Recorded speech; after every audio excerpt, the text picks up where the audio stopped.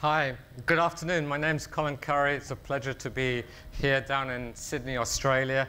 One slight piece of information about my history that wasn't said was I actually did 4 years in Australia, 2 of them working for Ansett Australia and another 2 years working with Telstra Mobile. So I'm a little bit close to you guys down here. I do miss it. I actually got PR, but now I've lost it, and now I'm working in China. I'm trying to get my PR back here. That's why I'm here today. So, good afternoon. It's a great pleasure to be here, and I want to give you a sense of what China is. A little bit about the sense of this country. We all hear about China every day in the news, and sometimes it's frightening. Sometimes it's very exciting, but I'd like to give you an insight in terms of the product and marketing challenges.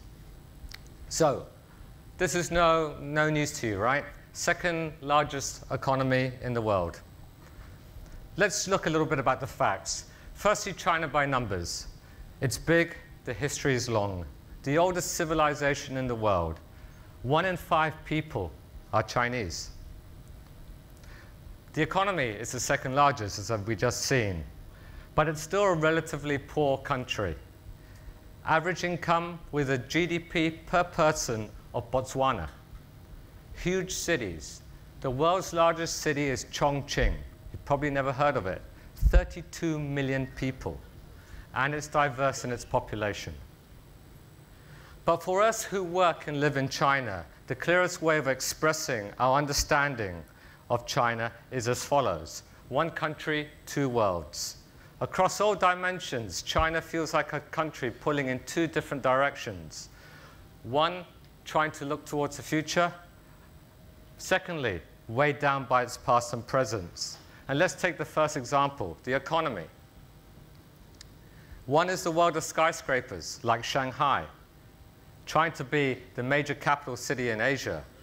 But the other is a 650 million rural population who live on less than $2 a day. It's also 1 country in 2 worlds in terms of society. Across China, age groups in rich and poor cities, modern influence are having huge impacts on traditional Chinese life. 1 example is the parent-child relationship. In the past, the most important value for a child was to respect and care for their parents. But now, with the one-child policy, this has been put on its head. 2 parents, 4 grandparents, all looking after 1 child. The youngest generations are made up of what we call little emperors, with values at times in conflict with those of their parents before. In politics, the Communist Party last year launched the China Dream. On one hand, economic growth, social development, openness, and a modern approach. But on the other hand, there's a culture of corruption. And even the high-profile trials like Bo Xilai do little to fix it. And we all know that China has enjoyed economic growth over the last few decades. But the nation has something bigger to aspire to. And the Premier announced this last year, and it's called the China Dream. Economic success, doubling the 2010 per capita income by 2020, a more fair-based society, and a stronger nation politically and militarily. And you all know that there's been some military tensions in Asia, and this is all part of China coming back to the stage. But the China challenge is not only about scale, it's also about pace. As it says here, everything is changing every minute. 50% of the people who will be US dollar millionaires in 5 years' time have next to nothing today. Turbocharged by global economic forces and by sheer weight of numbers, China is ripping up our rulebook. Shanghai, 20 years ago, not a skyscraper, let alone of all in China. In 20 years, the city grew by 50%. 7 million new residents came in. 20 years later, the very top of our top-tier cities, as advanced and modern as anywhere in the world. And China develops at such a fast past pace, this fact really amazes me. By 2025, China will have 10 New York cities of today. So it's big and it's fast, but it's also complex. The one-child generation is taking to the stage. They bring with them a sense of entitlement combined with a fierce impatience and a whole lot of pride. Chinese people have never been so proud of their country, and tomorrow will be even more so. To understand the human aspect of what is happening in China, it's worth thinking about the generation born in the 1960s and 70s. By the time they near the end of their lives, those people will have experienced more change than anyone in the history of humanity. Take that down to a slightly more manageable level, and it means that the China consumer is being fast-tracked through transformation. Put it this way, what took 20 or 30 years of change in post-World War II, for example in Australia, or in other Western developed markets, will take China less than 10. And of course, this is a generation that came out of the communist era. They had very little. Their aspiration is not abstract, it's the story of their lives, from bicycles to luxury cars, Mao suits to high fashion, isolation to global information, all in one step. And with that change has come consumers who want to create their own identity. They want to be different. Consumers have developed a sense of individuality. And they have become increasingly sophisticated with their favorite brands. And they look to connect to brands that have personalities that can help them from their own individuality. But the geographical focus is shifting from the East Coast inland to the West, from the cities that you would have been familiar with, like Shanghai or Beijing, to gigantic metropolitan cities that you may not have heard of, like Chengdu or Wuhan or Chongqing. And it's here that the scale of both the challenge and the opportunity becomes even harder to grasp. In just 2 years' time, China will have approximately 600 cities with 100,000 or more affluent consumers. Some of these cities will have more affluent consumers that outrank most of your cities here in Australia.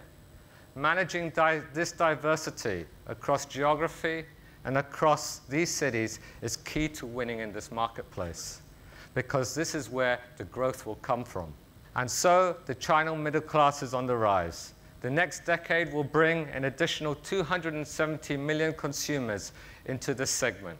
By 2020, China will have the world's top middle-class consumer market, and China will be the major market in the 21st century.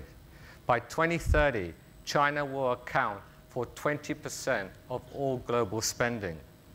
Millions of newly affluent consumers, not bearing the higher living costs of the top-tier cities in China, will have a lot of disposable income.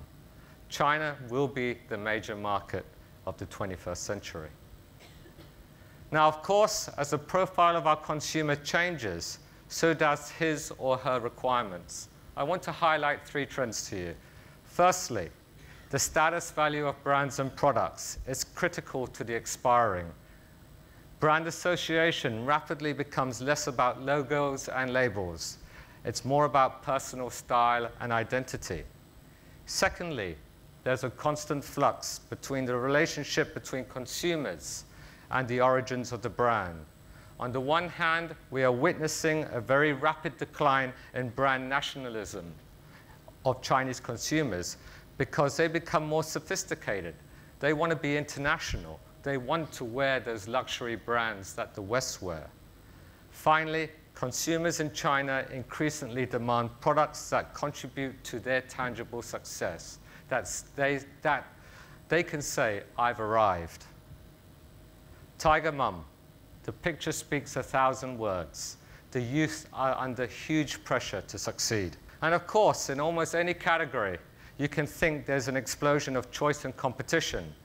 As it says here, we're all fighting for the attention of our consumers. But it is also a struggle for their personal association and loyalty. Quite simply, what happens in the minds of the people we are discussing will determine the commercial fate of some of the world's largest brands and companies. You want a business challenge? You've got it in China. Back to one country, two worlds. Now, one of course, one of the biggest errors in addressing that challenge is to treat people as if they're all the same, a one-size-fits-all approach. Big place, big numbers, but one of the most complex markets on Earth. In higher-tier cities, China is sophisticated like any cosmopolitan city in the world. But in lower-tier cities, it's like India or Indonesia. For Adidas, it means that in higher-tier cities, we have to have a different go-to-market strategy where we defend market share by fighting for consumers' share of wallet. But in the lower-tier cities, it's just about opening stores. We opened 1,000 stores in 2012. We opened 700 stores in 2013, and we'll open another 700 stores this year. Let's talk to our consumers first. For the first group, consumption is part of personal identity. For the second, it's a quest for a sense of belonging. For higher-tier youth, it's about individuality and being cool. For lower-tier youth, it's about aspiration. How can I become cool? Higher-tier youth are demanding to be wowed, whereas lower-tier youth are yearning for anything new or novel. And as I've just mentioned, the two groups see brands very differently. Higher-tier youth seek the individuality, and lower-tier city youth want to trade up from those local brands to international brands with status to say that I have arrived. So, in various reports, cite that from 2010, we will have 50 million affluent consumer households will increase by 3x to 140 million by 2020. By 2020, China will have 280 million affluent consumers, which will account for more than 30% of its urban population. By 2020, this 30% will be considered middle class. They're all looking to spend their money. And 75% of these consumers will reside in the lower tier cities, tier 4 to tier 7. Middle-class consumers in lower tier cities will account for 60% of growth of the fashion market. And 60% of the growth will come from these lower tier cities. China has 19,891 cities. That's if you include both urban and somewhat rural towns. 2 cities have a population over 20 million. Shanghai has 23 million. I've just told you Chongqing, the largest city in the world, has 32. 11 cities have a population over 10 million, of which Beijing has 19 million. And 75 cities have a population of over 5 million inhabitants. 268 cities have a population of over 1 million inhabitants. That's like having 268 cities the size of Adelaide.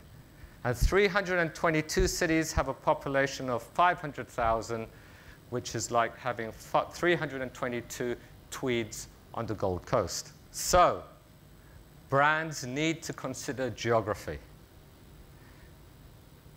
They need to consider the city tier in determining the right distribution channel, which and where to expand in their market. And a footprint strategy will be key to the success.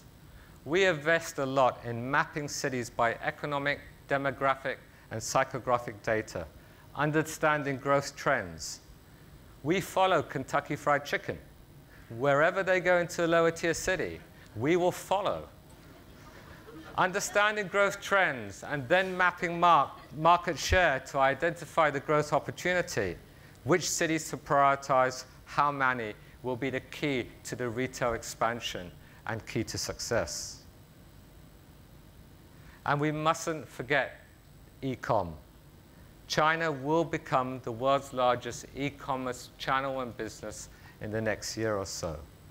Internet sales have risen 50-fold since 2006 to 1.3 million trillion yuan, which is 213 billion US dollars last year.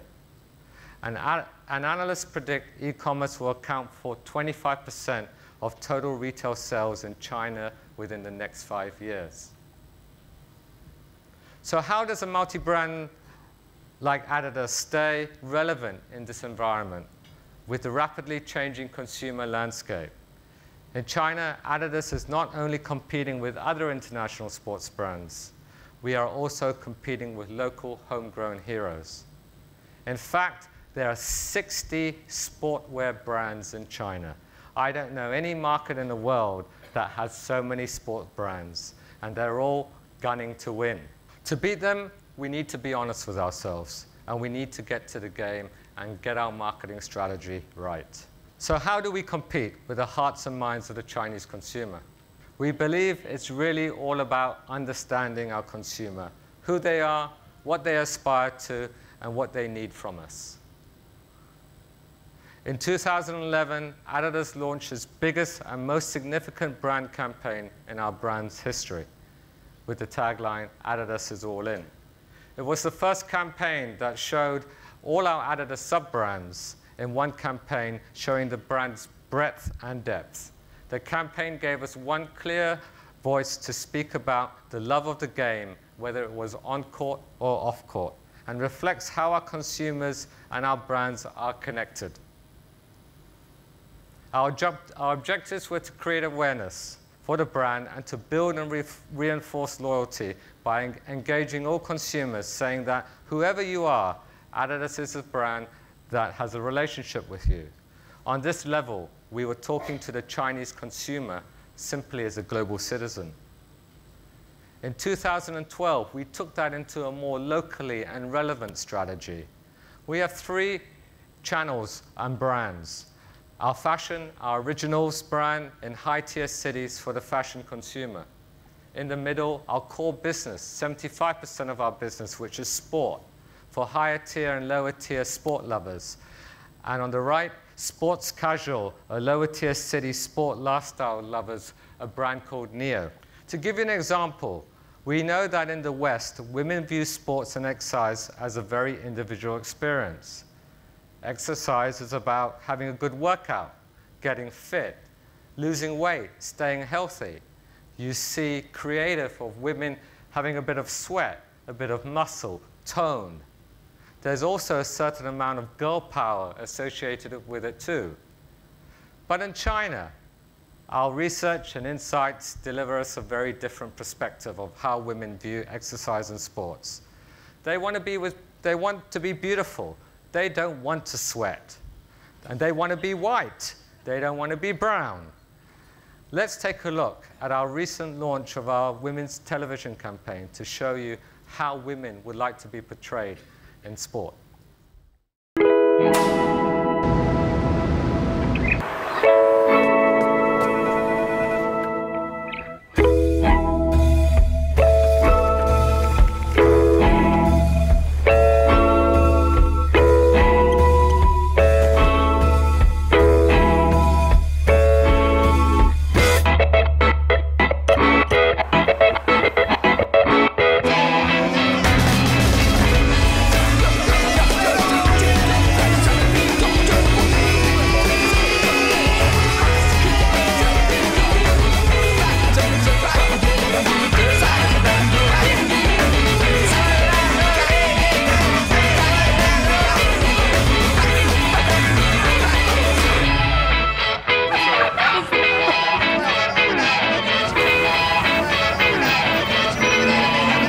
是我的姐妹，你的呢？ I don't see one drop of sweat on any of those ladies in that spot. And also, you can see in that spot, it's about being with people. And if you're from a family which only has one child, friends are very important. So sport allows you to have that social environment and to be together with your friends. So we have gained market share. With such investments into brand campaigns, there's no doubt that only strong brands will win in China. And that market share growth is evident in the latest report from Euromonitor that shows that Adidas is catching up with the #1, Nike, and is outpacing all domestic competitors. Look at the local sports brands on the chart. They had great success until 2010, and they're all slowly dropping off as they lose relevancy with Chinese consumers. Our vision for Adidas is simply to be the leading sports brand in China. So before I close, let me give you a very brief sense of what I see as the key challenges for the future of China. We have scarcely begun to contemplate the full implications of China's rise, culturally, environmentally, linguistically, ethically, and above all, militarily. Our whole world will change in our generation. So let's talk about China and its future. Everybody's talking about China somewhere and somehow.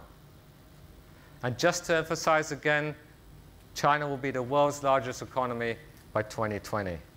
And if we judge the economy based on spending power, how far the money in your pocket will go today, China will be the largest economy in just 2 years' time. And it's imperative to say one step ahead of consumers as they evolve.